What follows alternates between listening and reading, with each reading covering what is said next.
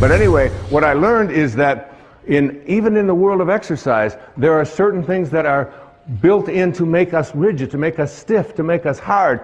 And we lift, and we run, and we kick, and this is what we call working out. There's another kind of working out that is ancient. It goes back to the time of Lao Tzu and before, which is called yoga. And yoga means union. It means union with your source. And when you do yoga, you can stay in the same place. You can do the equivalent of 8 miles. When I used to run 8 miles, I had to run 4 miles that way, turn around, 4 miles back.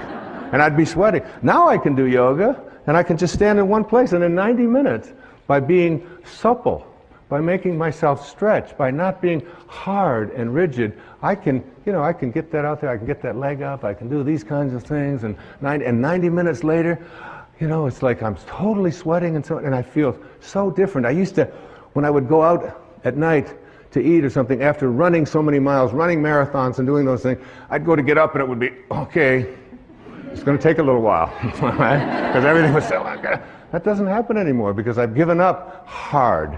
I've given up being rigid and substituted it for being supple, for being flexible, for living a life in which I don't have to always be so fierce. Listen to this verse of the Tao Te Ching. It's one of my all-time favorites, verse number 76. A man is born gentle and weak. At his death, he becomes hard and stiff.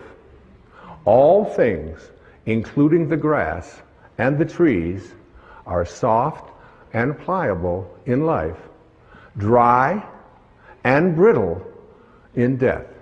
Stiffness is thus a companion in death. Flexibility is a companion in life. And it's not just for how you exercise, it's how you think, how you think. In front of my place on Maui, there is a beautiful set of 11 or 12 palm trees.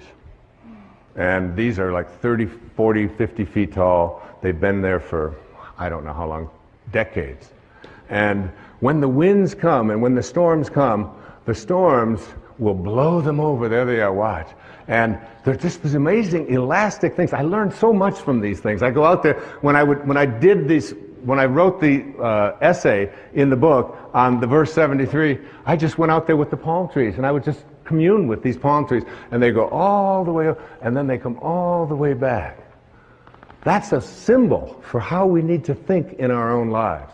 In verse 73 it says, "It is heaven's way to conquer without striving.